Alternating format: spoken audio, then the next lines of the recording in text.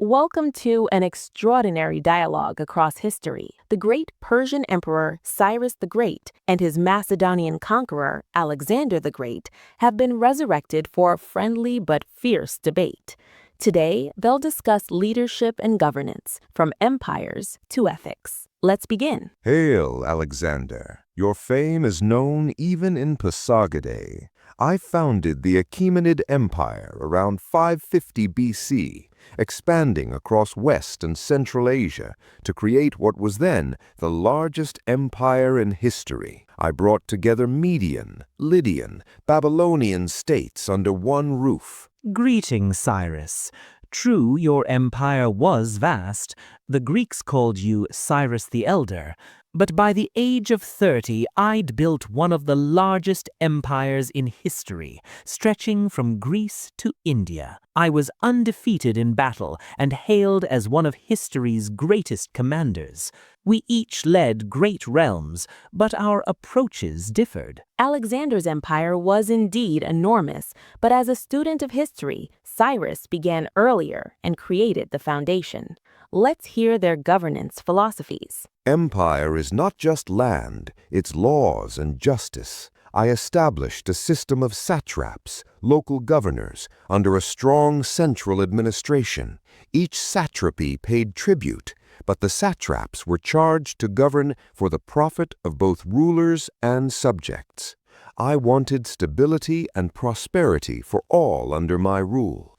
I believed a king's power rests on justice and tolerance. Greeks noted my habitual policy of tolerance for people's customs and religions in conquered lands. Impressive. In my case, I often kept the existing administrative systems in place. For example, in Babylon, I left the Persian satrap Mazaeus in charge. I carried on governance by blending Macedonian and Persian methods. I encouraged my officers to marry local women and even adopted Persian dress and customs to unify our cultures. You speak of blending, yet you were still a foreign king in Persian lands. I did not erase Babylonian or Median laws or priests. I honored their traditions. Even when I took Babylon peacefully, I proclaimed that I abolished the labor service of Babylonians, freeing them from forced labor. My rule was founded on freedom from oppression for my subjects, whether Persian or Babylonian. I, too, sought to honor traditions. When I entered Babylon, the people welcomed me as a liberator. I visited the great temple of Marduk and offered sacrifices, signaling respect for Babylonian religion. I reformed taxation to Greek models, but kept Babylon's city intact. My goal was to merge Greek and Eastern governance philosophies, one empire under one leader. Cyrus's emphasizes order through justice and respect for local customs, while Alexander speaks of innovative fusion and continuity. Their debate on leadership reflects ancient wisdom, Cyrus as a king's king, and Alexander as the visionary uniter. Next, war and military ethics. How each man viewed warfare and mercy. War is inevitable for empires, yet it must be just. I waged campaigns against Lydia, Media, Babylon, and more. But victory did not mean wanton slaughter. When I defeated the Lydian king Croesus, I spared him. Herodotus even says I kept Croesus as an advisor, perhaps unprecedented mercy. Conquered people could keep their lives and faiths. I placed my army to protect temples, not pillage them. Croesus was a lucky king, it seems. In my time, the rules were harsher. I destroyed Thebes in 335 BC when they rebelled, razed the city to the ground, but it sent a warning to others. At Tyre in 332 BC, after a brutal siege, my soldiers massacred the men of military age and sold the women and children into slavery. I regret none of it. A lesson to my enemies, and I always offered surrender first. A grim lesson indeed. I sought surrender whenever possible. Take Babylon in 539 BC. King Nabonidus yielded without a fight, and the city was spared. No mass enslavement of women, no wholesale slaughter of innocents. Such acts honor neither king nor God. Spared some cities too. In Egypt, I was hailed as a liberator from Persian rule, and I never harmed the people. I revered their gods, and even consulted the oracle of Amun-Ra, and saw how they saw my power. But in war one must be ruthless. At Gaza, also 332 BC, I repeated Tyre's fate. Again, men of military age killed, others enslaved. It ensured no one would risk rebellion. Such cruelty taints victory. I lost my life fighting nomads, yet I expected honor in defeat, not massacre. Even if rebels rose, as Pactyas did in Lydia after Croesus's fall, I sent expeditions to quell them, but not to exterminate peoples. Mercy and fairness win loyalty. Rule by fear wins only silence. Loyalty is earned by strength. Besides, your empire was already in shambles when I arrived. You've got to admit, Cyrus, your Achaemenids lacked finality. I finished what you started. But yes, I did rely on terror at times. Remember, Alexander allowed his troops to loot Persepolis for several days after taking it, and a great fire consumed the city. A remorseful act, maybe, but one that signaled the end of the Persians. Both rulers believe in strength, but Cyrus champions a just peace after victory, whereas Alexander often took ruthless measures against resistors, Tyre, Gaza. Their clash of ethics underlines differences, mercy and order versus shock and awe. Now, cultural policy, integration or domination? I united many peoples by honoring their cultures, conquered Median, Lydian, Babylonian subjects, kept their customs and religions. Even the Greeks adopted aspects of our culture. Archaic Athens learned things from Persia. My rule relied on respect, not erasure. I, too, mixed cultures. I founded over 20 cities, many named Alexandria, across Asia, becoming centers of Hellenistic life. In Susa, in 324 BC, I staged a mass wedding of 80 couples, Persians and Macedonians, blending traditions. I married Darius's daughter and another Persian princess myself. This fusion was symbolic. Our future heirs would be both Greek and Persian. Noble experiment, though after your death it fractured. I, on the other hand, left each region largely intact under satraps. The Jews, for example, praised me for allowing them to return and rebuild their temple in Jerusalem, a local culture restored, not suppressed. Even Isaiah called me Messiah of Yahweh for it. I sought voluntary loyalty. Cyrus, you built roads and bureaucracies, yes, but I took the next step. I made East and West feel like one world.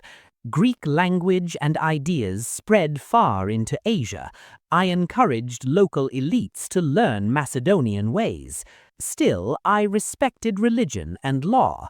I never forced my lex on Babylonians. I appointed a local governor, and I left local laws and customs in place. The two agree in practice on many points. Gods, governors, local customs remained, but their motives differ. Cyrus portrays this as rightful autonomy, Alexander as enlightened fusion. In a way, Alexander's view of Greek thought as exportable, a civilizational consonance, echoes Cyrus's policy of respect. Both built empires that facilitated cultural exchange, though one from east to west, the other from west to east. let's turn to law and rights. Though human rights was an alien concept in antiquity, both rulers did issue decrees or edicts. My own Cyrus cauldron, a cuneiform proclamation, was buried in Babylon's walls. It proclaims that I strove for peace and abolished the labor service of Babylonians. It also records that I restored temples and their cults and returned their previously deported gods and peoples. In practice, I freed peoples from Assyrian and Babylonian exile, notably the Jews, and even funded the rebuilding of the Jerusalem temple. Scholars today call the cylinder a kind of ancient charter of rights, though it technically says nothing about rights as we know them. We have records of your decrees, yet I see your acts as statecraft, useful for legitimacy. For me, I issued no famous charter, but I claimed to be king of Asia through legitimacy, not tyranny. In Babylon, I claimed to succeed Darius's line, even ceremonially burying Darius's body among Persian kings to show continuity. I also claimed to protect the peasants, echoing Persian royal ideology. Indeed, I was recognized by Isaiah as anointed of Yahweh to rebuild Jerusalem, a spiritual affirmation of my policy. In practice, my subjects lived under local laws and religion. My satrapies were held accountable. Justice was paramount. I likewise used law to unify. I kept many Persian laws and officials in place. For example, I kept Babylon's own taxation structure, with Greek tweaks, and retained its elite as administrators. My own men often learned to honor Persian customs, like proskynesis, bowing, until Greeks balked. Cyrus stresses benevolent oversight, abolishing forced labor, allowing temple rebuilding. Alexander emphasizes pragmatic continuity, retaining Babylon's satrap, funding temples, and adopting some royal customs. Both claim to protect subjects. The British Museum notes Cyrus's cylinder implies justice and restoration, not Western-style rights. Alexander might answer that his model allowed dispute and discourse, which he studied under Aristotle, advancing Greek ideas as universal tools without persecuting local beliefs. Finally, religion and tolerance. How did these emperors treat the gods and spiritual life of their people? I had personal faith, likely in the old Iranian beliefs, but I never demanded worship of a single god. I funded temples of others. Old records show I loved the Babylonians' main temples. Inscriptions state that Cyrus loves Isangil and Izida, and that I returned the gods to their shrines. I respected local deities.